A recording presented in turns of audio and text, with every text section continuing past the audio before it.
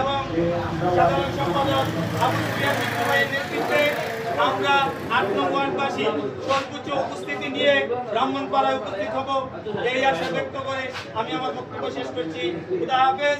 বাংলাদেশ সদস্য সচিব জনাব সৌরভ সাগর ইউনুসকে আমাদের মাঝে পরিচয় করে দিচ্ছে শশীদল ইউনিয়ন স্বেচ্ছাসেবক দলের সাংগঠনিক শ্রমিক দলের সাংগঠনিক লাগতে দেই নাই, কিন্তু যদি এমন কিছু করেন যারা জমাত হইছেন, আপনাদের শৈল যদি বাতাস লাগানোর দরকার মনে করেন, এমন বাতাস লাগাবো ওই যে কি থাকে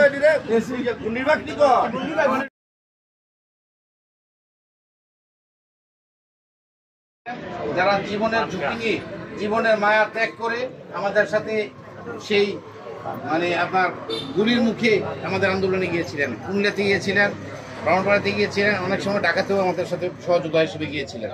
তো আমি আশা করি বিগত দিনে যেহেতু আমরা 17 বছর কোনো আমাদের বাক স্বাধীনতা ছিল না, আমরা কিন্তু আজকের মতো এই ধরনের পরিবেশ করে কয়েকদিন আগে আমাদের দ্বিবার্ষিক সম্মেলন হয়েছিল শহীদুল ইউনিয়ন মাঠে, হাইস্কুল মাঠে।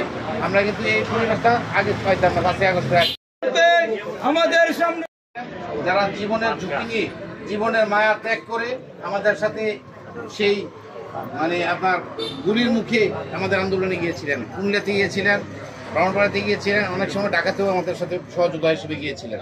তো আমি আশা করি বিগত দিনে যেহেতু আমরা 17 বছর কোনো আমাদের বাক স্বাধীনতা ছিল না, আমরা কিন্তু আজকের মতো এই ধরনের পরিবেশ করে কয়েকদিন আগে আমাদের দ্বিবার্ষিক সম্মেলন হয়েছিল শহীদুল ইউনিয়ন মাঠে, হাইস্কুল মাঠে।